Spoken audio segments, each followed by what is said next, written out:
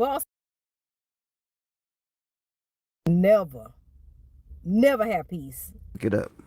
Here's a guy who, by his own admission, and there should be no shame in this, by the way, got into Yale Law School because of affirmative action. He apparently is ashamed of it, so much so that once he became a jurist on the courts, he decided his first out the very programs that had opened the door for him. I'm not sure how to think about that except to believe that that is someone who does not have a problem with the system of white supremacy that marginalizes other black folks, as long as he got his. And he got his, and then he got out and basically said, that's it, we're done with that. He was like, without basically somebody bothering him.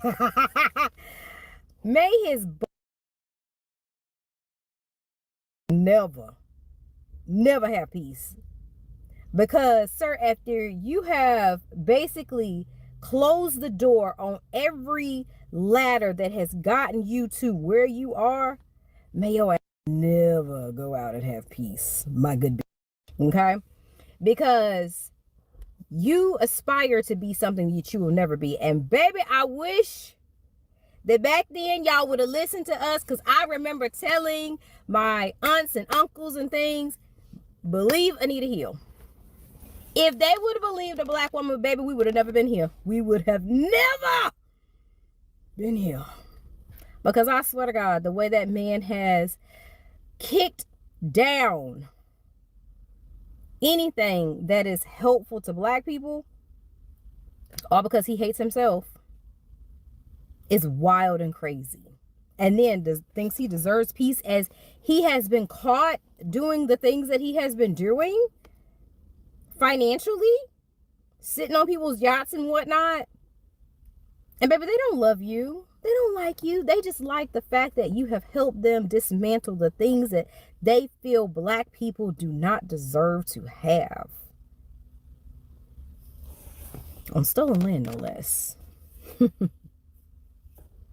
And you thought that telling folks that you can't go out in the public eye and whatnot, and it's just hard for you, was going to make somebody feel sympathy? My good. Hey guys, welcome back to this channel. It's your girl Candy. So guys, if you're new here, please don't forget to like, share and subscribe to this channel. Okay guys, today's episode is a man who openly benefits from affirmative actions. He got occupations because of the civic rights movement, because black people thought match band and sacrifice of doors could finally open for black students and professions in America today. But once he reached the top, it feels like he turned around and locked the door behind him. That is why black Americans are angry today. People are looking at terms and asking questions everywhere. How can someone benefit from system desire to help black people, then spray ye helping them? That is not being kindness. So guys, let's see people's reaction in this video. Explicit films, all in the workplace during the 9 to 5. Anita came in to testify before the Senate Judiciary Committee to tell her story.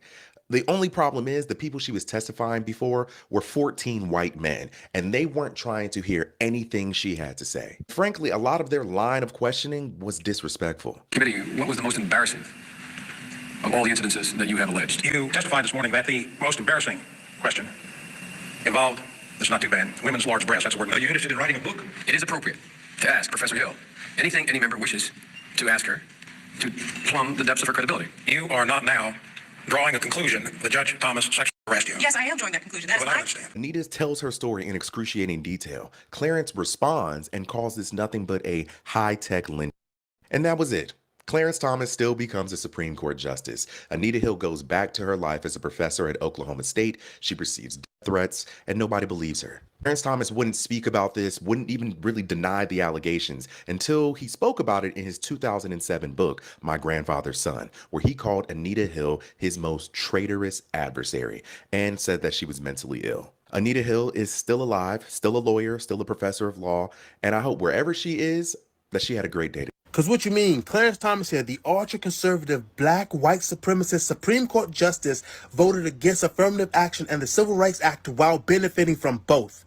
Now, why is that important? Because now that he's helped dismantle the Civil Rights Act, Trump has said he's now retroactively going after those who hold degrees gained by affirmative action. So two things to that. One, that case now has to go in front of the Supreme Court, in front of Clarence. So if he agrees to this, he is stripping himself of both his degree and his position on the bench. So I just can't wait to see how this plays out. 72 years ago today, the Supreme Court handed down the decision that is the foundation of every right that Black Americans fought for and won in the Civil Rights Movement. But one Black man who owes everything to that movement has spent his entire career trying to undo it. That man is Clarence Thomas. On May 17, 1954, the Supreme Court ended racial discrimination in public schools in the case of Brown versus Board of Education. But it would take another decade to pass the Civil Rights Act of 1964, and a year after that, the Voting Rights Act of 1965. That movement made Clarence Thomas possible, and Justice Thurgood Marshall must be turning in his grave to see his successor destroy it. The Brown case is what allowed Thomas to become the first Black student at an all-white high school in Georgia. Another case, Loving versus Virginia, would allow him to divorce his Black wife and marry a white woman. And a third case, Sweat v. Painter, guaranteed Black students a seat at the table of legal education, setting the stage for Thomas to attend Yale Law School.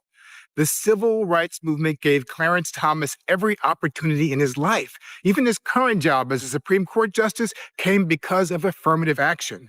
And how did he repay that debt? By spending decades on the court dismantling the very laws and policies that made his life possible.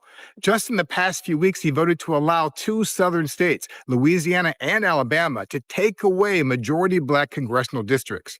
All skin folk ain't kinfolk. Clarence Thomas is 77 years old, spent almost half his life, 35 years, longer than any of his colleagues, ruining our lives as a Supreme Court justice. He's the poster boy for why we need term limits on the Supreme Court. And he's one more reason why we can't sit out on any election, because the people elected are the people who select and approve the judges with lifetime tenure. How sad that on this solemn anniversary, one of the greatest threats we face is from a bitter Black man who forgot where he came from. If Clarence Thomas isn't an Uncle Tom, then why did he shut the door that he used himself to get to his position for millions of Black people across this country? Because by revoking the 1965 Voter Rights Act, he has done exactly that. He has basically burnt the same bridges that he used to get to his successful point for everybody else that's in the same position that he was once in. So my question still remains. Is Clarence Thomas considered an Uncle Tom? But what I do know right now is that he is more voting for his class than his culture, because his class is that of the 1%. He believes that he's a part of an elite group rather than remembering the culture that brought him up. Now, I can't speak to that culture, but I can respect it. And I still can't imagine that someone of that culture would then burn the bridges that helped him get to where he wanted to go for millions of Black people across this country. How is that possible? And why isn't there a battle cry asking for his resignation for what he's done to his own people? You can look it up.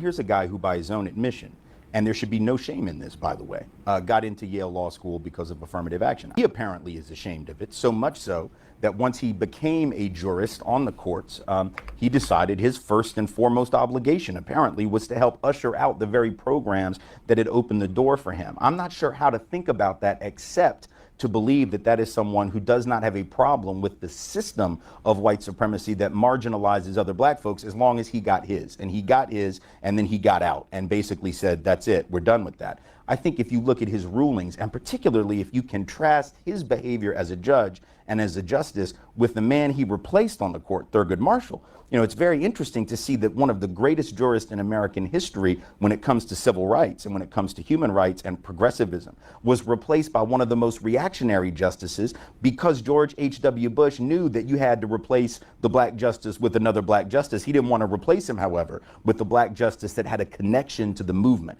that had a connection to the struggle. So he found one that had no connection to the struggle, and if anything, was ready to spit on the struggle. You look at what Clarence Thomas has said in these voting rights cases. He is perfectly prepared, apparently, to uproot the Voting Rights Act of 1965 because he thinks, as do many of his white colleagues, that we can trust the states that have a history of racism to just do everything right, which of course is absurd. The only reason they've been doing things right lately is because there's a law in place that forces them to do things right. And as Justice Ginsburg said, to say that you can get rid of that law just because it's working right now is like saying that I don't need my umbrella when it's raining because I'm not getting wet. Now, you're not getting wet because you got an umbrella. That's why. Keep this in mind. This name right here is a threat to everything that is Black and that's Black built in this country. Did you guys see the movie Django? That is who this person is. They are the biggest threat to all of us and everything that people like Martin Luther King, people like all of the philanthropists in the world, everything that's built on Black, this person hates that. And the same door that he came through, he wants to close it behind all of us or all that's coming behind him in legal, as a judge, as an attorney, all of it. He wants to lock all those opportunities that he had from all of us. By far the biggest threat. Share the video. So, guys, at the end of the day, this conversation is bigger than just clearance terms. It's about power, accountability, and what happens when people feels like the progress their ancestors fought for them is slowly being taken away. Some people will defend them, some people will criticize them, and well, things nobody can delay is this. His decision have left a deep impact on Black American, and people are speaking about it louder than before. History always remember those whom used their position to build bills and those who burn down them. Let me know what you think in the comments below. Do you believe the backlash against Craig's terms is justified, or do you think he is being unfairly degraded? If you enjoyed this video, don't forget to like, share, and subscribe to this channel, and turn on your notification for more real conversation and powerful discussion like this one. Thanks for watching. I will see you in my next video. Bye bye.